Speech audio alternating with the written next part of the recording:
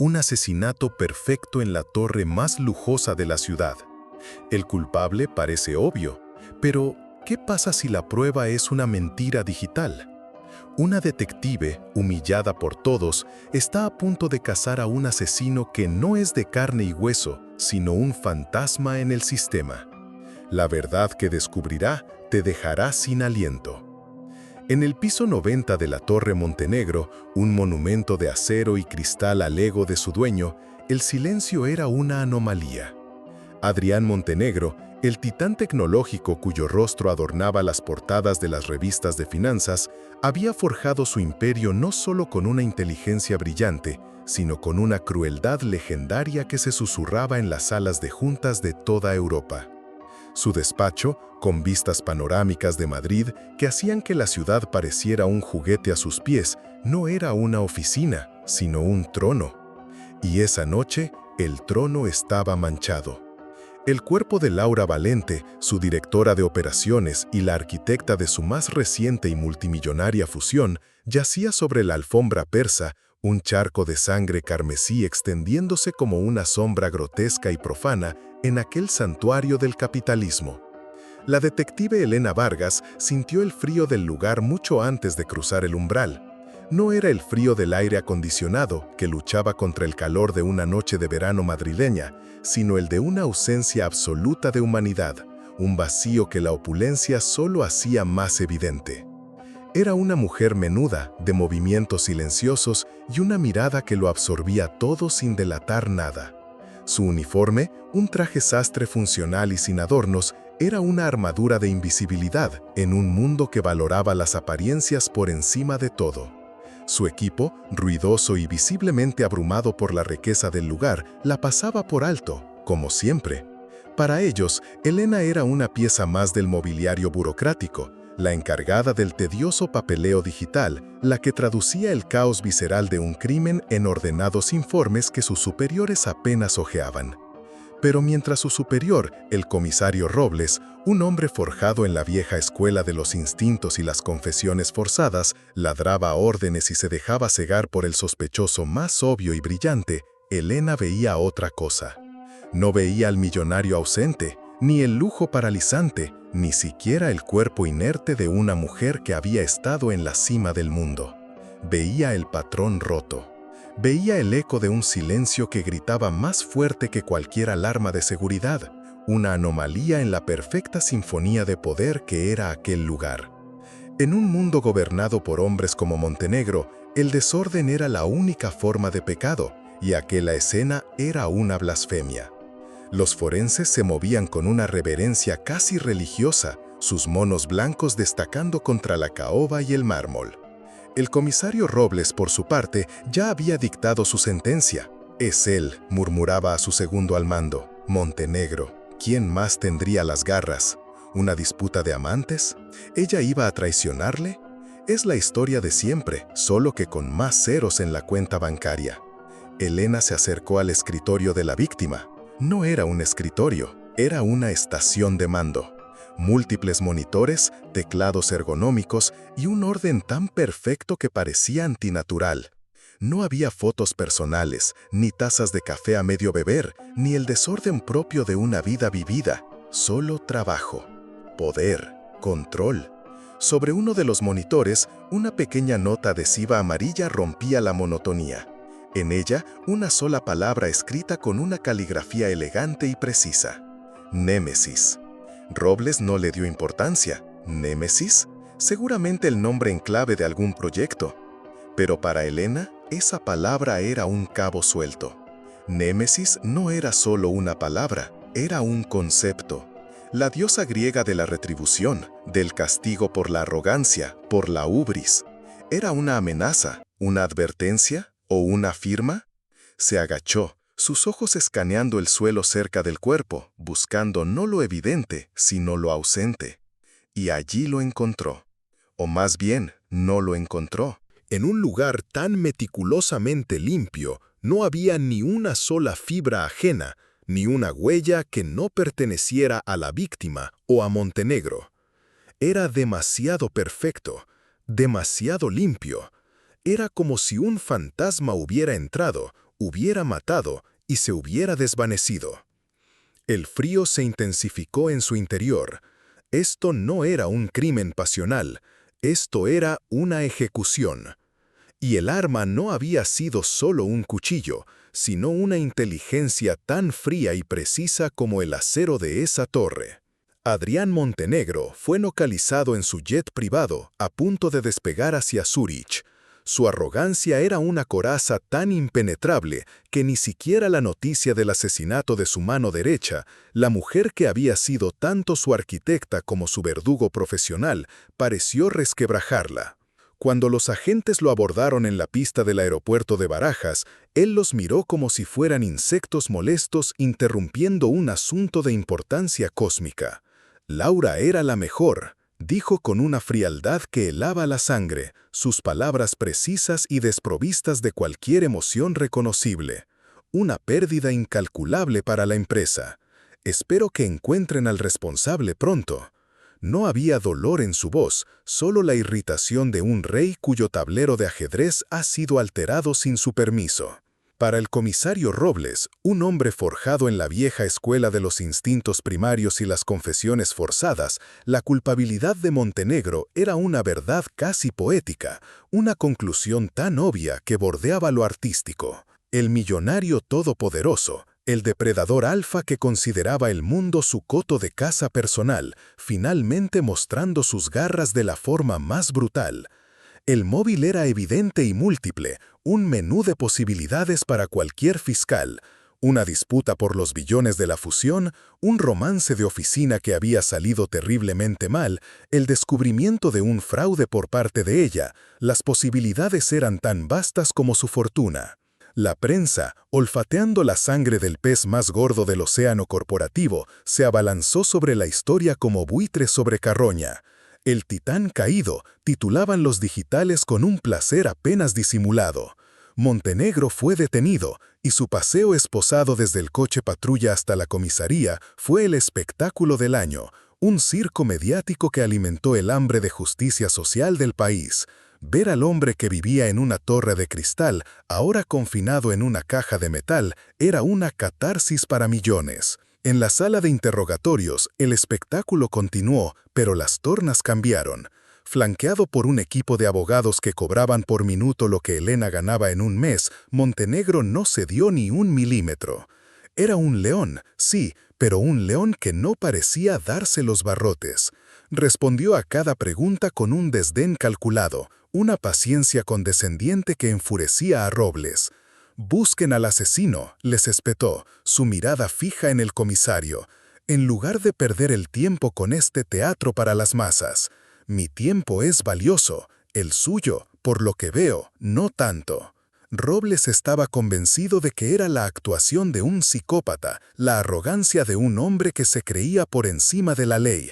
Pero Elena, sentada en un rincón de la sala de observación, sentía que algo fundamental no encajaba. La arrogancia de Montenegro no era la de un culpable que intenta ocultar su rastro, era la de un rey que no puede concebir que las reglas del mundo mortal se le apliquen. Era un egoísmo puro, monumental, casi una fuerza de la naturaleza, pero no necesariamente asesino. Era la soberbia del que se cree un dios, no la astucia del que ha cometido un pecado. Mientras observaba su lenguaje corporal, sus microexpresiones, no veía engaño, veía una furia gélida, la de una deidad ofendida por la impertinencia de sus creaciones. Y entonces, mientras Robles le gritaba sobre sus motivos, Montenegro dijo algo que hizo que una pequeña alarma sonara en la mente de Elena. «Ustedes no entienden nada», dijo, casi para sí mismo. «Laura no era mi enemiga. Era mi mejor arma. Y alguien me la ha quitado». En ese momento, Elena no vio a un asesino. Vio a un general al que le han robado su pieza más valiosa justo antes de la batalla final. Y eso, para un hombre como Montenegro, podía ser un destino peor que la cárcel. Los días siguientes se convirtieron en un infierno de datos, un purgatorio digital donde Elena Vargas se sentía, paradójicamente, en el cielo. Mientras el equipo de Robles pateaba las calles, buscando testigos oculares en un crimen sin ojos y tratando de romper la coartada de titanio de Montenegro, Elena se sumergió en el único lugar donde se sentía verdaderamente segura: el océano binario. Terabytes de correos electrónicos, gigabytes de registros de seguridad, petabytes de transacciones financieras. El pulso digital completo de Montenegro Corp fluía a través de sus monitores. Ella era la única que podía verlo, la única que podía sentirlo. Sus compañeros la veían como un ratón de laboratorio, una figura pálida y silenciosa perdida en un laberinto de unos y ceros, iluminada solo por el resplandor azul de sus pantallas. Su cubículo, en el sótano del edificio, era su jaula y su santuario. ¿Encontraste algo, cerebrito?, le preguntaban con una sorna que apenas ocultaba su propia frustración. ¿O solo estás jugando al Tetris con los secretos de los ricos? Déjala, hombre, decía otro. Está en su mundo, al menos no molesta. Elena no respondía. Soportaba el desprecio con la misma paciencia con la que seguía un hilo de código corrupto a través de miles de líneas de programación. Se había convertido en una rutina, un ruido de fondo en la sinfonía de su concentración. El desprecio era el precio de su invisibilidad, y ella lo pagaba gustosamente. Para ella, los datos eran más honestos que las personas. Un archivo de registro no mentía sobre su hora de acceso. Una dirección IP no fingía estar en otro lugar para proteger a un amigo.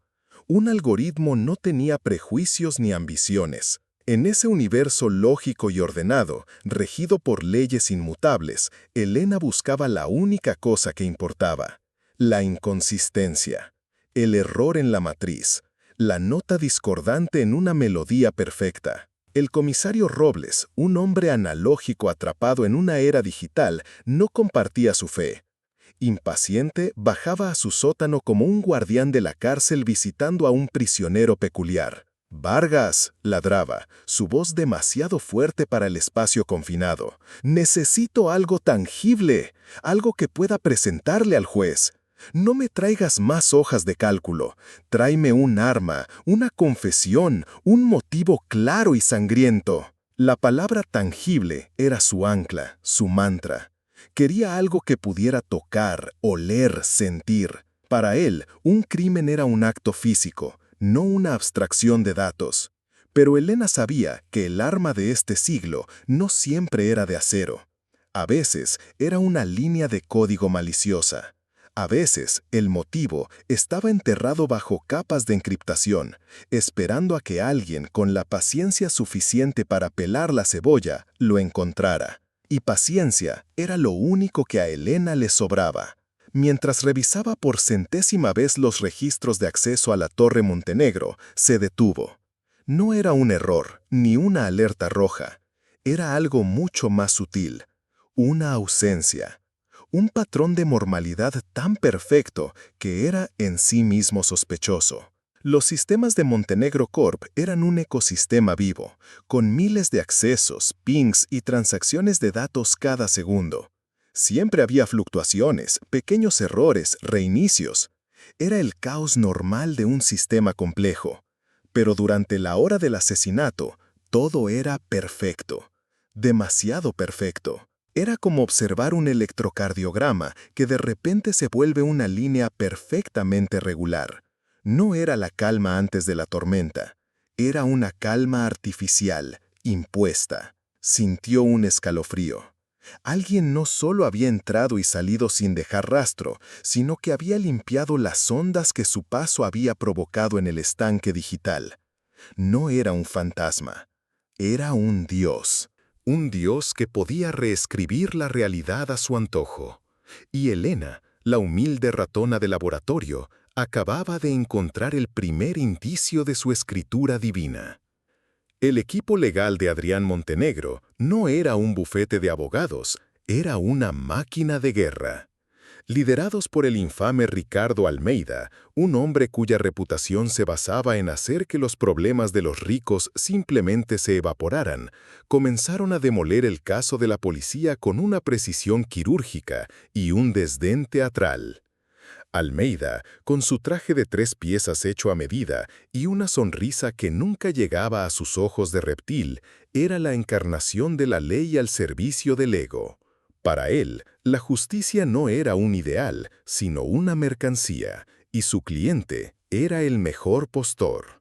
Comenzaron su asalto en la arena pública. En una rueda de prensa convocada en las escalinatas del juzgado, Almeida calificó la investigación de chapuza, un claro ejemplo de prejuicio contra el éxito y una caza de brujas mediática. No solo defendía a su cliente, atacaba a la policía, sembrando dudas sobre su competencia y sus motivos. Acusó al comisario Robles de buscar un trofeo para colgar en su pared en lugar de la verdad, de sacrificar la justicia en el altar de su propia ambición. Cada prueba circunstancial que la policía presentaba era ridiculizada. El hecho de que Montenegro estuviera a punto de volar a Zúrich fue presentado no como una huida, sino como una reunión de negocios programada con meses de antelación. El testimonio de un empleado que oyó una discusión entre Laura y Adrián la semana anterior fue desacreditado como el cotilleo de un subordinado resentido. La coartada de Montenegro, que inicialmente parecía débil, fue reforzada hasta convertirse en una fortaleza inexpugnable. Presentaron registros de vuelo verificados, datos de posicionamiento global del jet y el golpe de gracia, el testimonio jurado de un piloto suizo, un hombre con una reputación impecable que juraba haber estado revisando los planes de vuelo con Montenegro en una sala privada del aeropuerto en el momento exacto del asesinato. Era un muro de poder, construido con dinero, influencia y un conocimiento profundo de cada laguna legal. La opinión pública, inicialmente hostil hacia Montenegro, comenzó a vacilar. Los tertulianos de la televisión nocturna, que antes pedían su cabeza, ahora debatían sobre la presunción de inocencia y los abusos policiales. El león, que parecía firmemente enjaulado, ahora agitaba los barrotes con una fuerza que amenazaba con derribar toda la estructura. El comisario Robles sentía cómo el caso, que había creído tener en la palma de su mano, se le escurría entre los dedos como arena.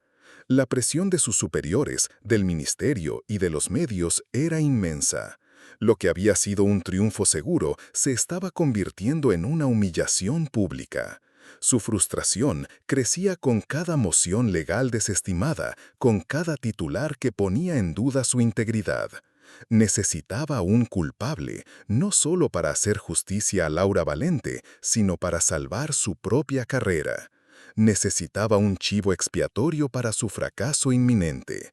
Y su mirada, cada vez más oscura y desesperada, comenzó a posarse con más frecuencia en la figura silenciosa que habitaba el sótano. Elena Vargas, la mujer que le traía patrones de datos en lugar de pruebas contundentes, la que hablaba de anomalías en lugar de huellas digitales.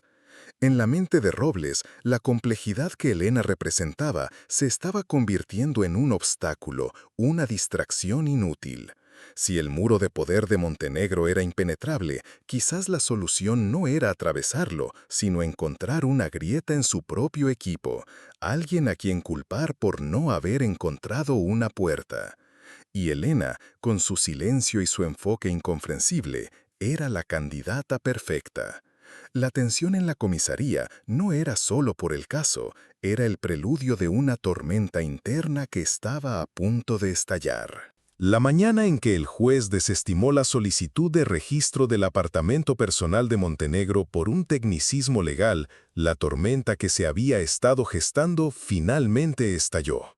El comisario Robles entró en la sala de briefing como un huracán de furia contenida. Su rostro, normalmente pálido por las largas horas y el exceso de café, era de un rojo intenso, una máscara de ira y humillación.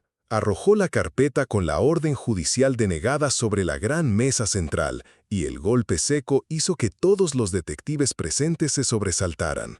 «¡Y bien!», rugió, su voz rebotando en las paredes desnudas de la sala. «¿Qué tenemos?». «¡Nada! Eso es lo que tenemos. Un millonario riéndose en nuestra cara, un equipo de abogados que nos hace parecer aficionados y una víctima que se enfría en la morgue». Sus ojos, inyectados en sangre, escanearon la sala buscando un objetivo para su frustración y se clavaron en Elena. Ella estaba de pie junto a la pantalla digital, con su tablet en la mano, a punto de presentar su hallazgo preliminar sobre la anomalía en los servidores, sobre la inquietante y perfecta calma digital. «¡Y usted!», gritó Robles, señalándola con un dedo tembloroso que delataba la magnitud de su rabia. «Usted y sus fantasías digitales, sus cuentos de hadas de unos y ceros. Mientras usted juega a ser una hacker de película en su sótano, el asesino de verdad, el de carne y hueso, se pasea libre por ahí, riéndose de nosotros». La sala quedó en un silencio sepulcral, denso e incómodo. Todos los ojos, antes fijos en el comisario, se giraron hacia Elena.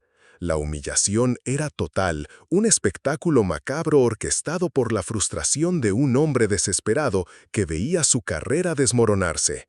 Era una ejecución pública. Elena era el chivo expiatorio. «Le pedí pruebas, Vargas», continuó, acercándose a ella, invadiendo su espacio personal. «Y me trae algoritmos.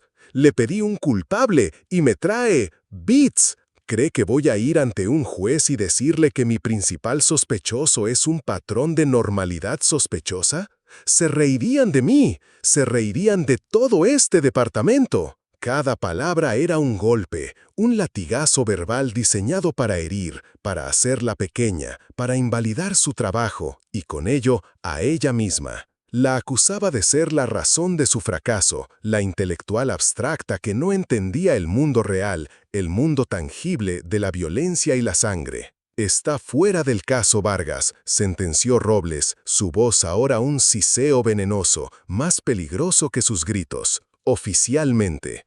Vuelva a su sótano, a sus cables y a sus jueguecitos. Deje el trabajo policial de verdad para los que tenemos instinto, no para los ratones de biblioteca con ínfulas de detective». Elena no dijo nada. No hubo una lágrima, ni una palabra de protesta, ni una mirada de desafío. Simplemente asintió, una inclinación de cabeza casi imperceptible. Recogió su tablet, se dio la vuelta y salió de la sala, sintiendo el peso de cada mirada como un golpe físico. La puerta se cerró tras ella con un suave clic, pero para todos los que quedaron dentro, el eco del grito de Robles y el silencio devastador llenaron la sala durante mucho tiempo. La detective invisible había sido borrada una vez más, enviada de vuelta a las sombras por el mismo sistema que había jurado servir. Esa noche, Elena no fue a casa. No podía. El apartamento vacío le habría devuelto el eco de las palabras y no tenía fuerzas para enfrentarlo. Se quedó en su cubículo del sótano, rodeada por el zumbido constante y tranquilizador de los servidores, su único consuelo, su única familia. La humillación no la había enfurecido, la había solidificado, devolviéndola a un estado que conocía demasiado bien, un exilio autoimpuesto en el frío y seguro territorio de la invisibilidad. Mientras las luces de la oficina se apagaban una a una, dejando el sótano en una penumbra funcional, Elena cerró los ojos y dejó que el fantasma de su propia memoria saliera a visitarla. Hacía 5 años, Elena no era invisible.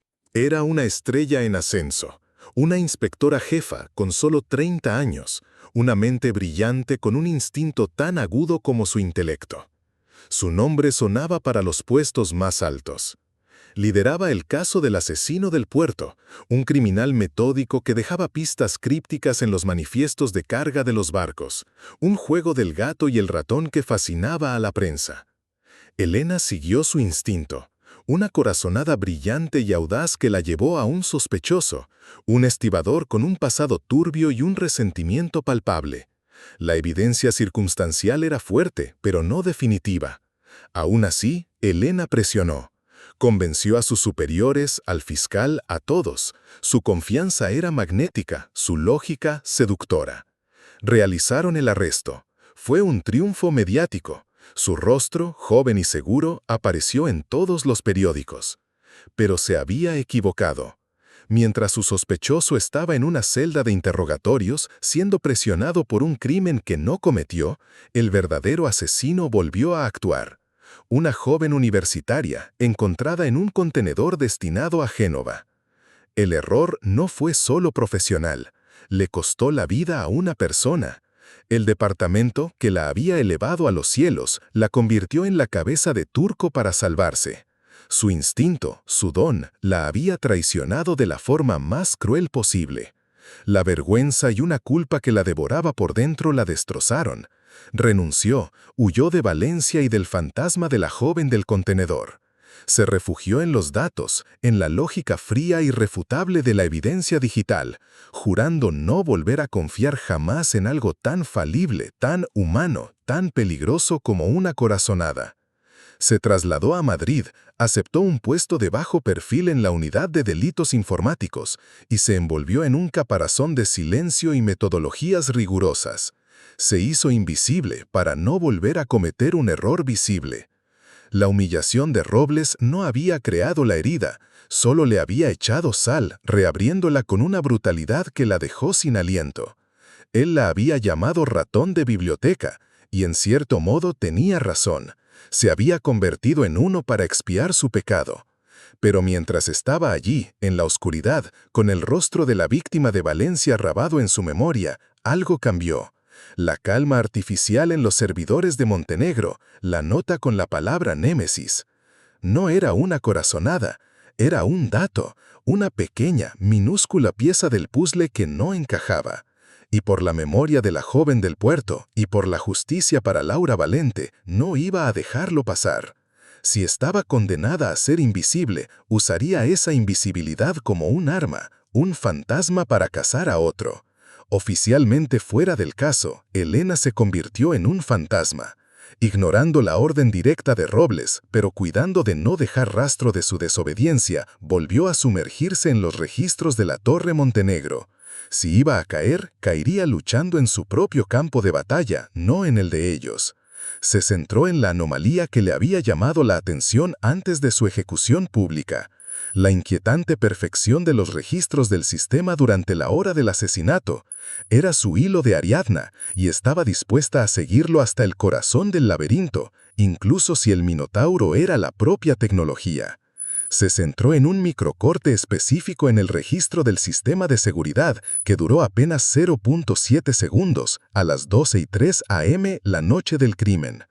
El informe técnico oficial, realizado por la propia empresa de seguridad de Montenegro, lo había calificado como una fluctuación de energía sin importancia, un parpadeo insignificante en una red eléctrica sobrecargada. Pero para Elena, en el universo digital no existían las fluctuaciones sin importancia. Todo era causa y efecto. El caos era solo un orden que aún no se había comprendido. Y ese parpadeo era un patrón roto. Utilizando un software forense que ella misma había programado en sus incontables noches de insomnio, un programa que el departamento de policía ni siquiera sabía que existía, comenzó a desentrañar ese instante. Era como tirar de un hilo suelto en un tapiz perfectamente tejido. Lo jaló con cuidado, con la paciencia de un artesano, y el tejido impecable de la coartada de Montenegro empezó a deshacerse. Descubrió que el microcorte de 0.7 segundos no fue una fluctuación de energía, fue una inyección de código. Alguien, con un conocimiento increíblemente sofisticado de los sistemas de seguridad de la torre, había explotado una vulnerabilidad de día cero en el firmware del servidor principal. Había creado lo que en los círculos de ciberseguridad más elitistas se conocía como una puerta trasera fantasma.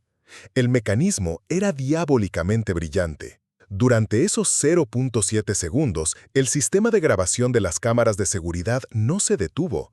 Al contrario, fue alimentado con un bucle de video pregrabado de un pasillo vacío, una grabación hecha días antes.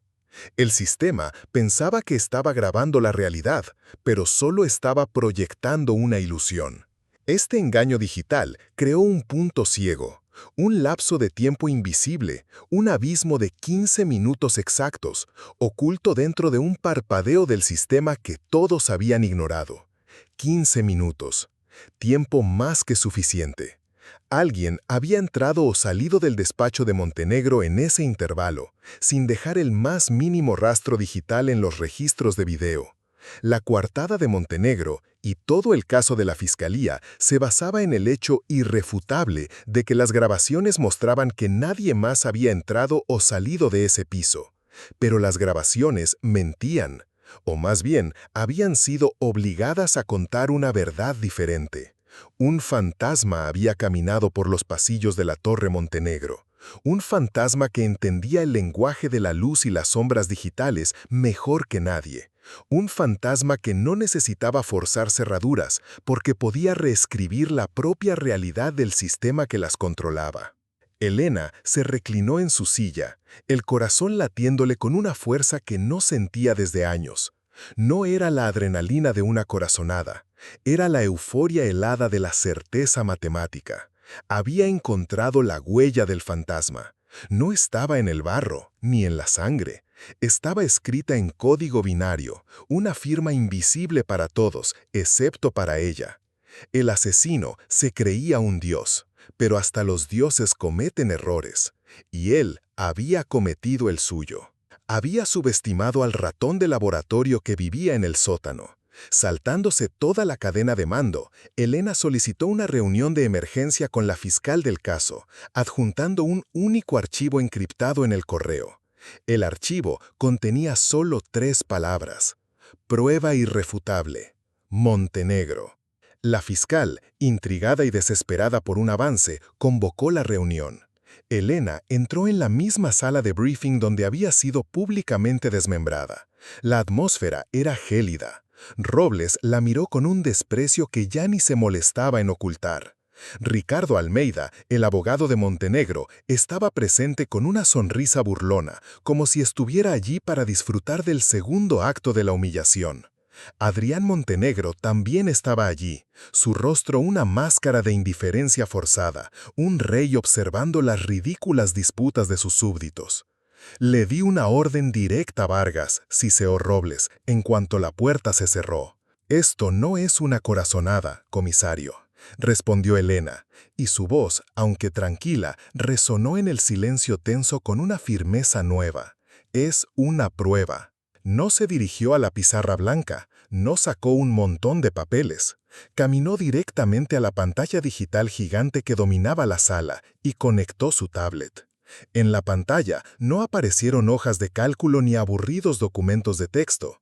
Lo que apareció fue una visualización. Una sinfonía de datos en movimiento. Una reconstrucción tridimensional del flujo de información de la Torre Montenegro la noche del crimen, segundo a segundo. Lo que salió de los labios de Elena en los siguientes 10 minutos hizo que la sonrisa de Ricardo Almeida se congelara en la cara para siempre. Con una claridad devastadora, explicó la técnica de la inyección de bucle de video, la sofisticación del código utilizado, un método de ciberespionaje tan avanzado que solo se había teorizado en los foros más oscuros de la red.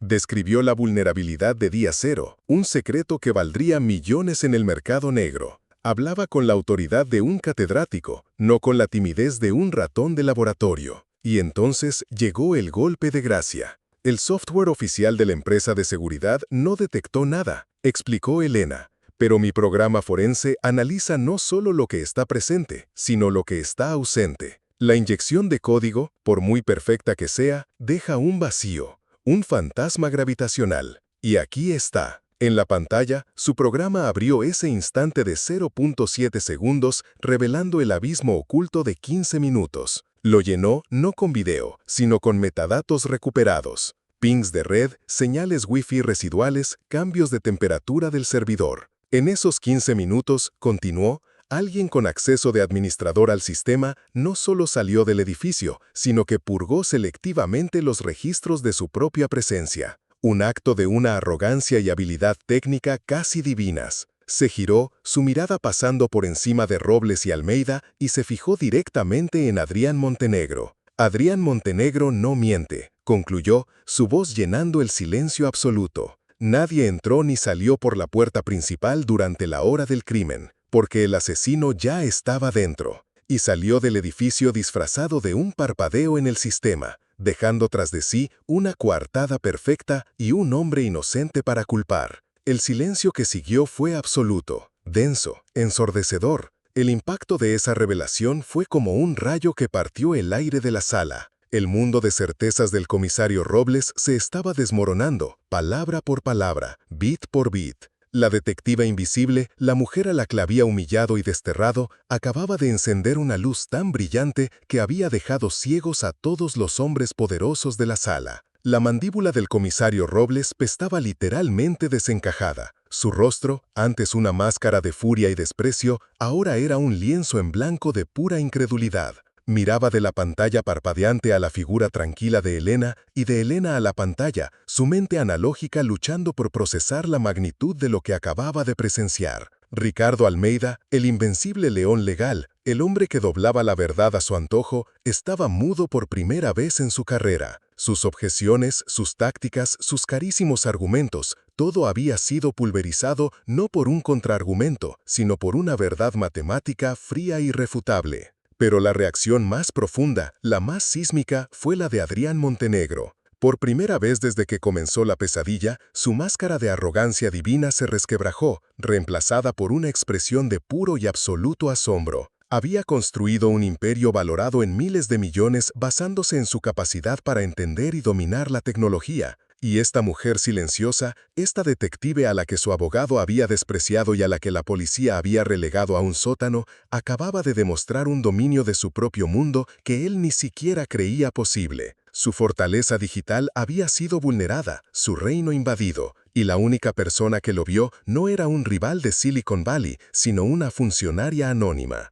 En ese instante, el poder en la sala cambió de manos. Ya no fluía del dinero, ni del estatus, ni del volumen de la voz. Emanaba, con una intensidad silenciosa, de la mente tranquila y ordenada de Elena Vargas. La marea había cambiado. La riqueza y la influencia, que hasta ese momento habían sido las fuerzas dominantes, ahora se arrodillaban ante la lógica implacable. La fiscal del caso fue la primera en hablar, su voz rompiendo el hechizo. «Detective Vargas», dijo, y el uso del título fue una unción, una coronación.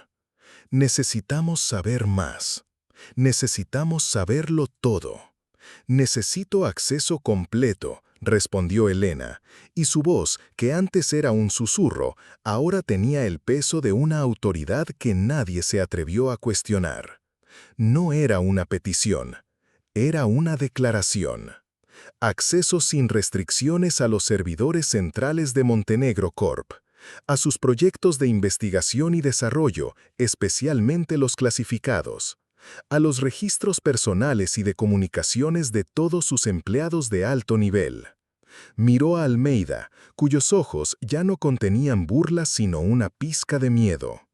Y necesito que sus abogados dejen de poner obstáculos y empiecen a colaborar. Antes de que Almeida pudiera articular una protesta, Montenegro se levantó. El movimiento fue tan repentino que todos se giraron hacia él. Caminó hacia el centro de la sala, su mirada fija en Elena. «Lo tendrá», dijo, y su voz, por primera vez, estaba desprovista de cualquier rastro de arrogancia. Era el tono de un hombre que ha sido superado en su propio juego y lo sabe. Tendrá todo lo que pida. Acceso total, sin restricciones, sin abogados.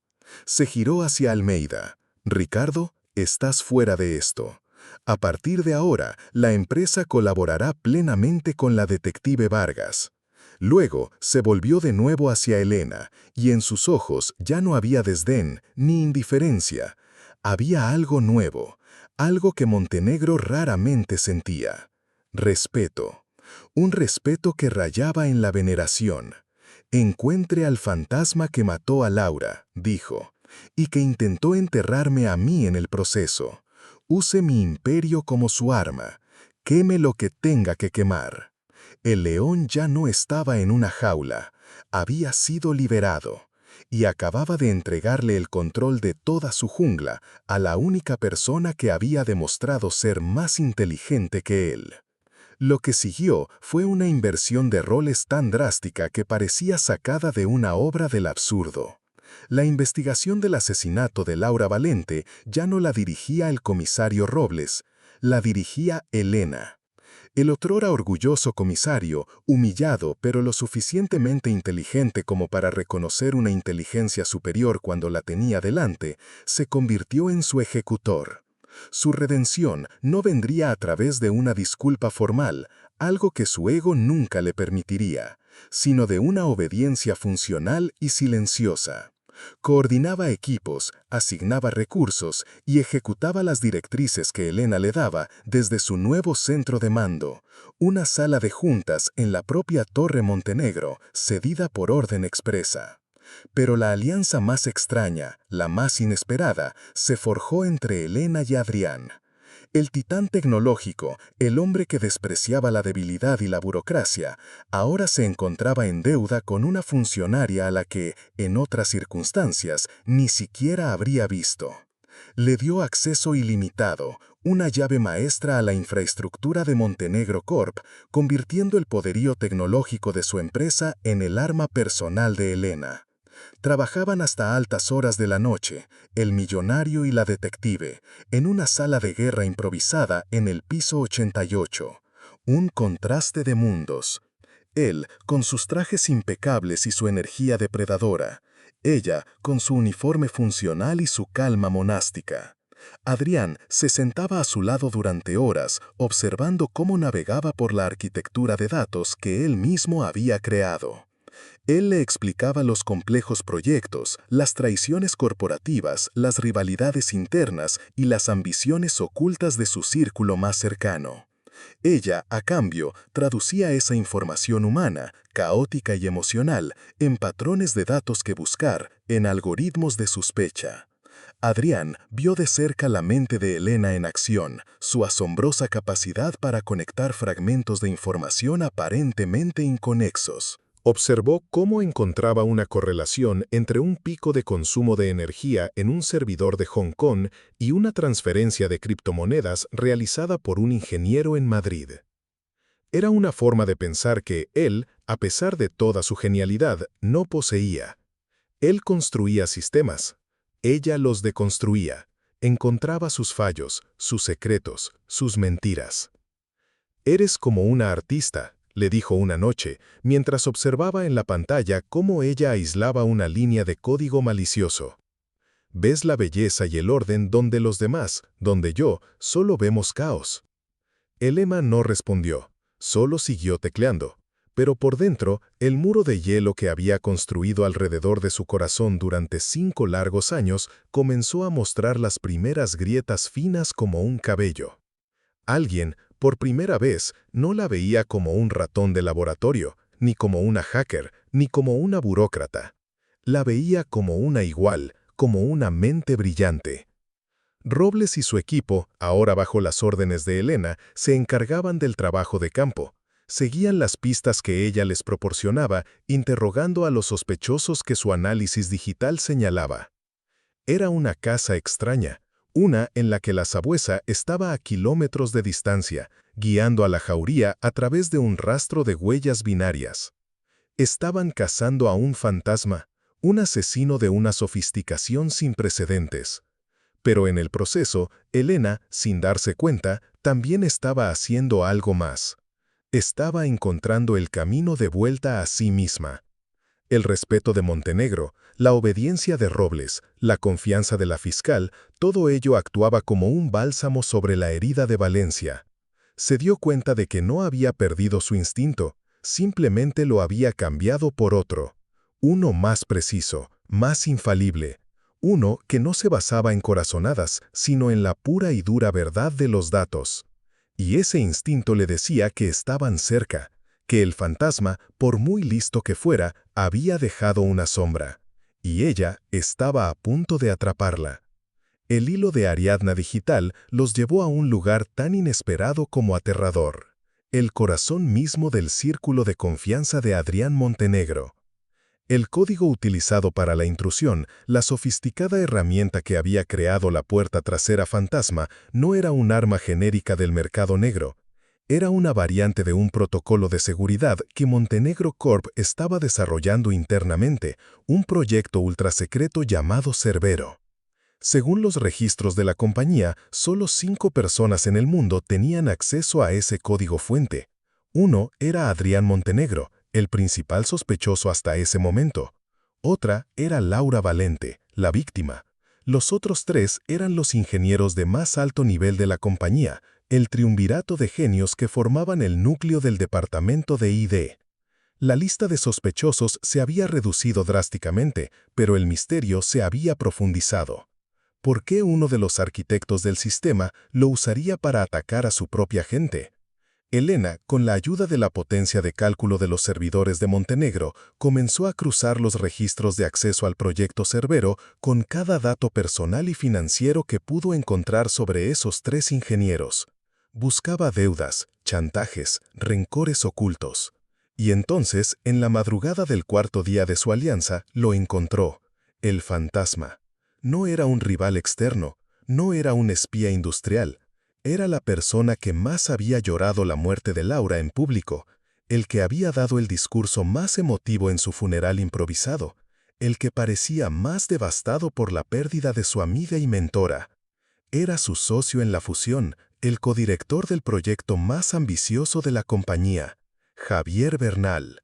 La verdad, una vez descubierta, era de una simplicidad brutal. Elena siguió el rastro de dinero, un rastro que Bernal había ocultado con una pericia asombrosa, desviando pequeñas cantidades de dinero de docenas de proyectos a lo largo de 5 años. Un goteo constante que se había convertido en un torrente de millones, escondidos en una red de cuentas offshore y carteras de criptomonedas. La fusión que Laura y Adrián estaban a punto de cerrar, con sus auditorías externas y su escrutinio exhaustivo, habría expuesto inevitablemente el desfalco masivo de Bernal. Los registros de comunicación encriptados entre Laura y Bernal, que Elena logró descifrar tras 2 días de trabajo ininterrumpido, contaron el resto de la historia. Laura lo había descubierto una semana antes del asesinato. Fiel a una extraña forma de lealtad, no había ido directamente a Montenegro. Se enfrentó a Bernal. Le dio 24 horas para confesar y devolver el dinero antes de que ella misma lo expusiera. Creía que le estaba dando una oportunidad. En realidad, le estaba firmando su propia sentencia de muerte. Bernal usó esas 24 horas no para arrepentirse, sino para planear el crimen perfecto.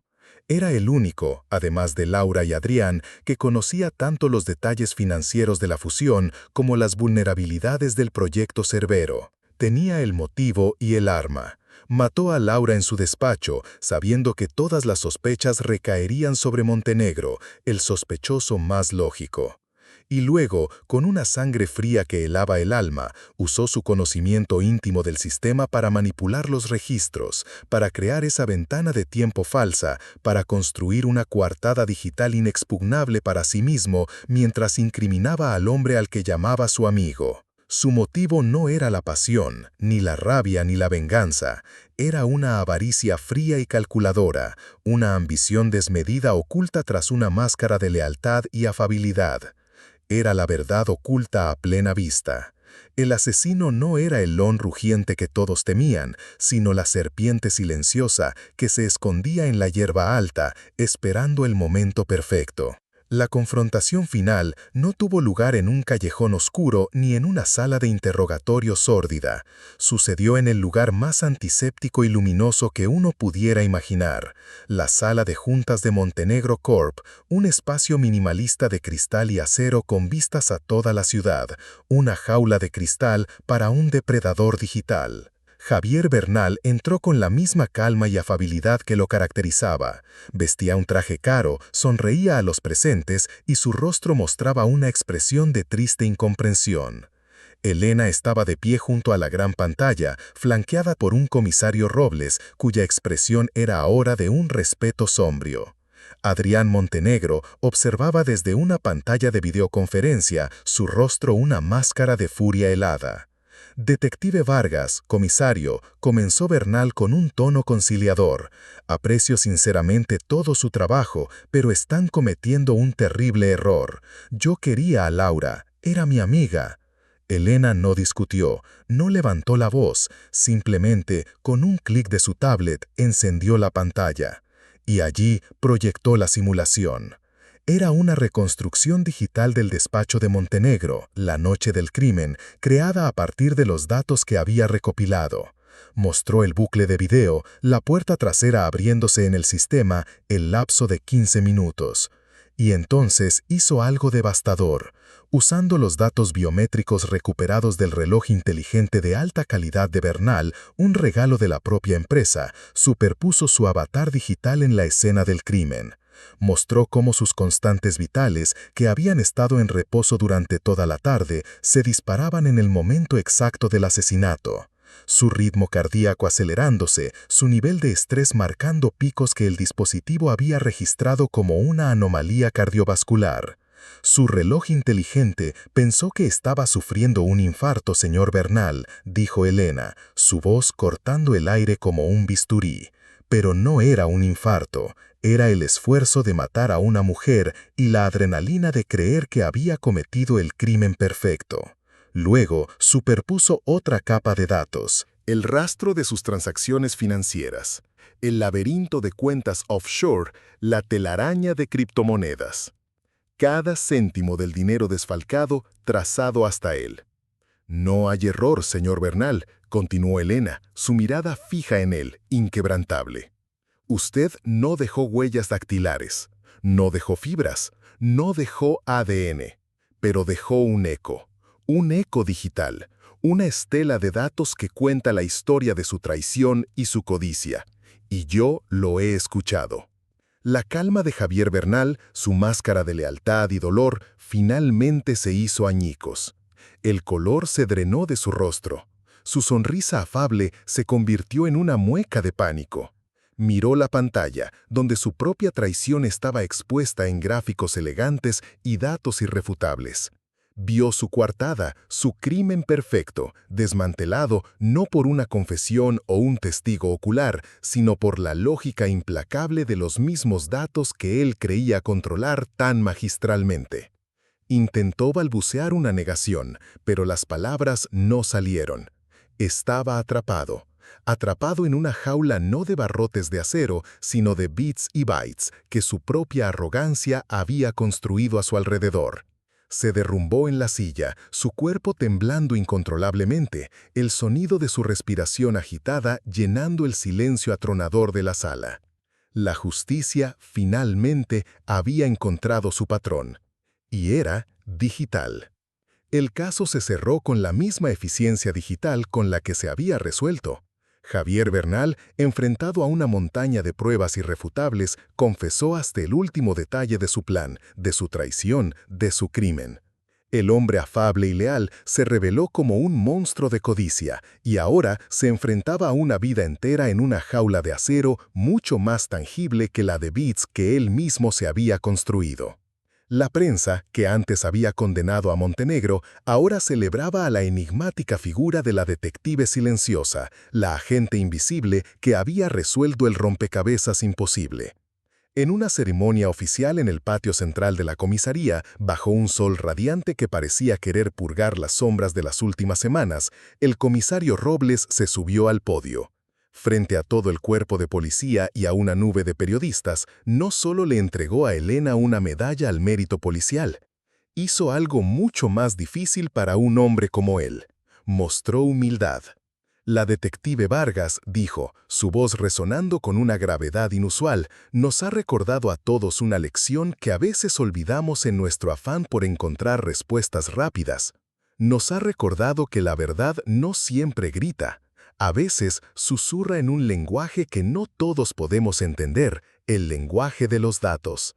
Y ella es la única que tuvo la paciencia, la brillancia y el coraje para escuchar ese susurro.